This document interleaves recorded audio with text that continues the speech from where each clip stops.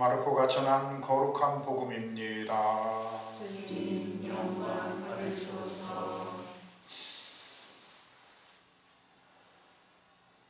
가파르나움에서 예수님께서는 안식일에 회당에 들어가 가르치셨는데 사람들은 그분의 가르침에 몹시 놀랐다.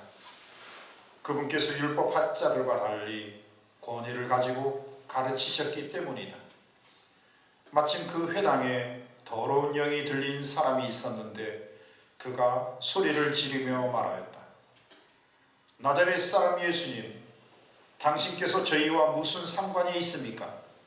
저희를 멸망시키러 오셨습니까? 저는 당신이 누구신지 압니다. 당신은 하느님의 거룩하신 분이십니다. 예수님께서 그에게 조용히 하여라, 그 사람에게서 나가라 하고 꾸짖으시니 더러운 영은 그 사람에게 경련을 일으켜 놓고 큰 소리를 지르며 나갔다. 그러자 사람들이 모두 놀라 이게 어찌된 일이냐, 새롭고 권위 있는 가르침이다. 저희가 더러운 영들에게 명령하니 그것들도 복종하는구나 하며 서로 물어보았다.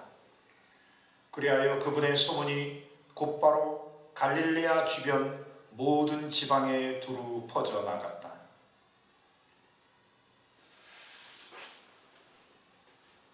주님의 말씀입니다. 그리스도님 찬미합니다.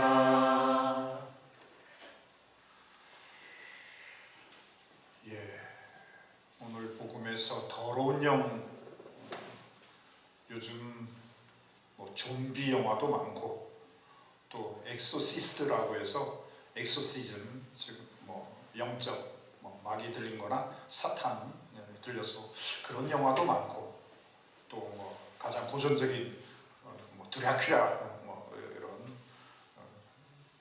사람의 목을 이렇게 물어가지고 그 사람의 피와 그 사람의 영적 그 생명의 길을 빨아들여서 천년 만년 이렇게 어쩌면 계속 생명을 유지하는 그런 영화도 많고, 하여튼 영화라는 게 뭔가 사실에서랄까 역사적인 팩트를 기반으로 예술 문화 작품을 하지만 또 그게 동서남북 완벽하게 맞는 것이 아니라 어쩌면 흐름을 얘기할 뿐이고 뭔가 스토리텔링, 메시지를 전달하는 것이지 어쩌면 현상적인 그것을 완벽하게 영적인 거나 종교적인 거나 이런 것들을 구현하는 건 아니죠.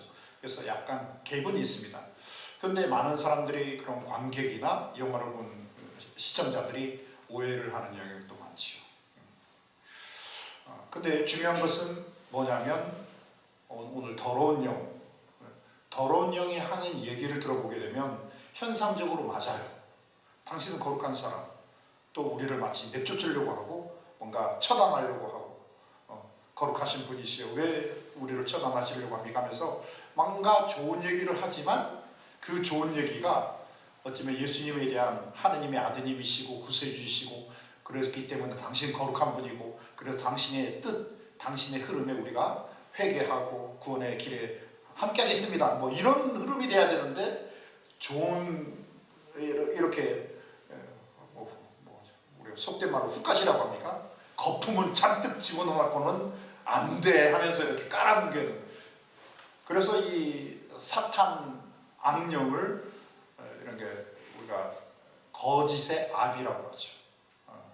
디아볼루스라고 라틴말로 합니다만은 디아가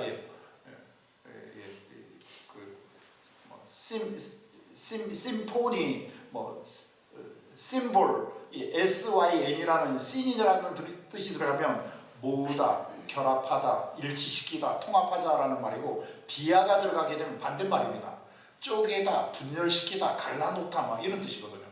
그러니까 거짓을 자꾸 이렇게 조장하면서 공동체나 관계성이나 삶의 모든 흐름을 분열시키고 쪼개고 파괴하고 이런, 이게 디아볼로스의 악마들이 하는 짓이거든. 한마디로 우리말로 해석하면 거짓의 권위자, 거짓의 아비라는 뜻입니다. 이렇게. 그러니까 듣지 말라고 그러거든요. 우리가 뭐 구마 기도를 하거나 뭔가 악령이 들린 사람의 한 말을 어쩌면 그럴듯하게 얘기하면서 결국은 사람들한테 교묘하게 거짓을 조장하면서 결국은 현혹시키고 분열시키고 어지럽게 만들어버리는 이런 술수가 있다. 그래서 보통 보면 정신과 환자들 어쩌면 뭐 조현병도 있고 다중인격도 있고 이런 사람들 보면 우리가 정신분열자라고 하잖아. 다 영적인 거와 정신질환이 다 혼재되어 있습니다. 이렇게 좀 면담해보고 기도해보면 정신과 치료받는 분들이 보통 영적인 거에 영향이 아주 크다. 오늘 이런 복음에서 예수님께서는 더러운 영에 대해서 너는 거짓의 아기로서 너는 나에게 좋은 말을 하는 것 같지만 사실은 나를 혼란케 하는, 그래서 더러운 영아 나가라 라고 하면서 추방 명령, 이걸 구마기도라고 합니다. 구마기도는 예수님의 이름으로 영적 어둠들을 나가라라고 하는 이런 좀 해방의 기도이고 마귀로부터 구원하는 그런 권위 있는 기도고, 그것은 추방 명령입니다. 나가라, 나가라, 그 사람에게서 나가라, 그 사람에게서 너희 영향력을 미치지 마라.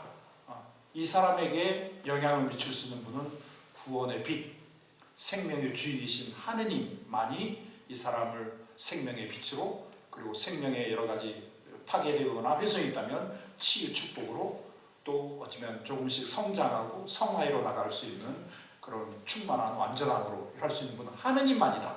그래서 하느님 아닌 속된 것, 거짓된 것들은 나가라. 이게 구마기도의 가장 핵심이기도 합니다. 그래서 오늘 예수님은 지상에 오신 빛, 지상에 오신 구원자, 지상에 오신 또 하나의 하느님의 모상인 어쩌면 구세주로서 구마 명령을 하는 거고, 그 사람을 건강한 하나님의 자녀로 성화로 초대된 내용이죠.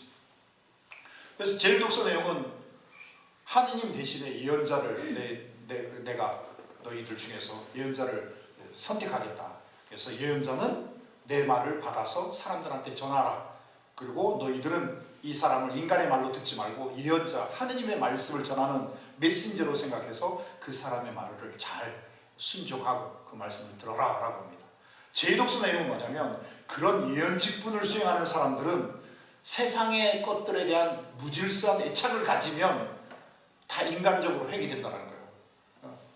결혼 안 하는 사람이 하느님의 직무를 수행하면 늘 기도하면서 그 순수한 마음으로 하느님의 뜻, 하느님의 구원의 흐름으로 그리고 직무를 수행하게 되는데, 결혼을 하고 가정을 갖고 뭔가 인간적인 걸로 결부되면 결국은 결혼한 남자는 결혼한 여자에게, 결혼한 여자는 결혼한 남편을 잘 보기 위해서 인간적인 애착이랄까 무질서함 속에 영향을 받기 때문에 본질적인 예언자면 예언자, 사제직이면 사제직, 왕직이면 왕직, 이거 쉽지 않다. 오늘 강론의 결론을 내린다면 결국 저는 특수 사제직무죠. 여러분은 세례 받으면서 일반 사제직을 이렇게 받은 거고, 저는 사제서품을 통해서 특수 사제직무를 수행받는 거고, 하여튼 일반 사제직이든 특수 사제직이든 세 가지 직무는 모두가 다 맞습니다. 그거는 기도하는 직무인 사제직. 저만 미사하는 게 아니잖아요. 여러분도 독서도 했고 찬양도 하고 있고, 여러분도 성찬의 절을 때 함께 기도하면, 그러니까 사제직이라는 게 제사 드리는 직분, 그 제사 드리는 직분은 기도를 할 수도 있는 거고 미사에 함께 참여할 수 있는 거고, 요런, 또 여러분 가족 중에 누구 아픈 사람을 위해서 안수도 해줄 수 있는 거고, 또 미사 봉헌도 할 수 있는 거고, 하여튼 제사를 드리는 기도에 참여하는 직무가 사제직입니다. 그래서 회중을 대신해서 특수 직무로서 저는 사제직을 수행하는 거고, 여러분은 하나님의 자녀이고 공동 상속자로서 어떤 미사에 참여하면서 기도를 드리면서 하나님의 구원의 축복, 은총을 전부해주는 직무를 받는 것, 이게 사제직이죠. 예언직이 뭐냐? 금방 독서 1, 2독서 하셨고, 저는 복음을 읽었고 강론을 하면서 교리를 가르치고 있고, 다 하느님의 뜻, 하느님의 그 구원의 메시지를 세상 사람들에게 알리는, 이게 예언 직무입니다. 이제 마지막 세 번째가 뭐냐면 왕직이 있죠. 세상의 왕은 군림하는 왕이고, 어쩌면 모든 사람들 꼭대기에 서서 지시하달 막 이런 어쩌면 그런 목에 힘주는 왕직이라면 우리의 왕은 십자가의 왕, 세상 사람들의 구원을 위해서 목숨을 바치는 봉사의 왕이고 섬김의 왕이고 정말 가장 소중한 사랑을 생명의 희생 없는 사랑은 없잖아. 하느님의 그 자비와 사랑을 아드님이 대신 대속이 되면서 죄값으로 생명을 바치는 사랑의 신비로서 섬김의 왕이고 평화의 왕이고 구원의 왕이고 정말 참 왕중의 왕이죠. 그래서 그런 왕직은 우리가 봉사직이라고 합니다. 사목직이라고 합니다. 그리고 끊임없이 나누고 섬기는 헌신직이라고 합니다. 이거를 저만 받는 게 아니라 저가 특수한 자리에서 직무를 수행하고 있다면 여러분은 가정에서 세상 가운데서 또 교회 안에서 함께 이런 기도하는 사제직 그리고 정의와 하느님의 평화를 선포하는 예언직 그리고 하느님의 사랑을 실천적으로 하는 왕직 세 가지 직무를 하고 있습니다. 사실 예수님 시대 때도 가장 거룩한 사람들이 바리사이파라고 하잖아요. 바리사이파 사람들도 세 가지 직무, 예언직을 수행했고 왕직을 수행했고 사제직을 분명히 수행했을 거예요. 근데 가장 거룩한 바리사이파 사람하고 예수님이 늘 갈등을 일으킵니다. 왜 그러냐? 바리사이파 사람들은 하느님의 율법을 지켰고 하느님의 메시지라고 하는 그 규정을 철저히 지켜서 우리는 구원받을 거야 라고 대접받을 거라고 인정받을 거라고 했는데 오히려 어쩌면 당시 바리사이파 사람들이나 종교 그 지도자들이 봤을 때 죄인, 저그들은 율법도 안 지키고 하느님의 규정도 규칙도 어기고 개판으로 살아가는 그 사람들을 향해서 예수님이 하나하나 가르쳐주고 있고 하나하나 초대해 주니까 영 탐탁지가 않은 거예요. 저것들은 구원에서 아예 제껴진 거고 저것들은 뭐 하느님으로부터 제외된 것들인데 왜 저렇게 좀 속되고 죄인들이고 하느님을 우롱하는 율법도 모르고 이런 사람들한테 왜 예수 좀 하느님의 거룩한 예언자라고 하는 메시아라는 사람이 저렇게 하지? 예수님 말씀하죠. 나는 율법을 없애러 온 거 아니다. 나는 거룩한 걸 속화시키기 위한 것이 아니라 난 율법 정신을 완성하러 왔다. 즉 바리사이 너희들은 거룩하지 않은 것이 아니라 너희들의 거룩함이 스스로 거룩하고 스스로가 율법을 지켰다고 해서 구원받는다라고 하면 그건 독성죄다. 너희들을 거룩하게 하고 너희들을 구원으로 하는 것은 하느님이지 하느님이 만든 율법이 아니다. 그건 기계적으로 생각하지 마라.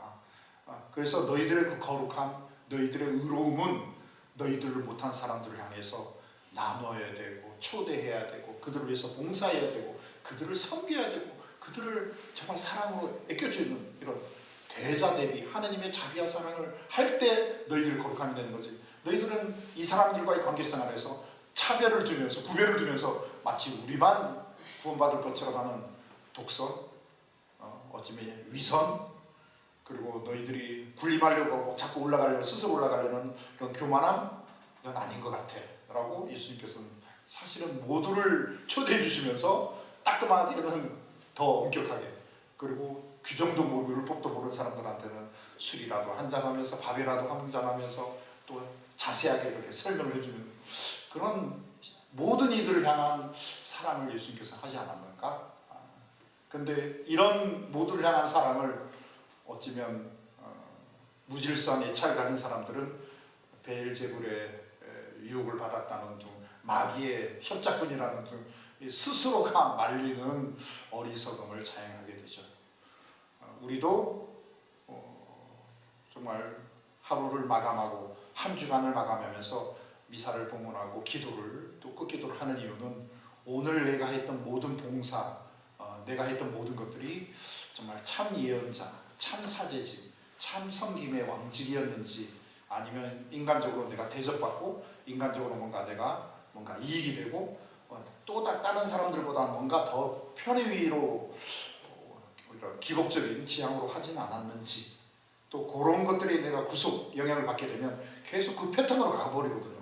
모든 사람들이 저 사람 정말 열심한 봉사자야, 사목회 임원이야라고 박수 쳐주면 막 신나게 봉사하는데 뭔가 다른 사람이 인정해주지 않거나 뭔가 다른 사람으로 또 뭐 부정적인 그런 비판을 받았을 때는 또 팽해가지고 오히려 더 바리사이파적으로 엄격한 다른 사람을 뒷담화하는 이런 또 혼란스러운 거짓의 아비에 놀아날 수가 있다는 것이죠.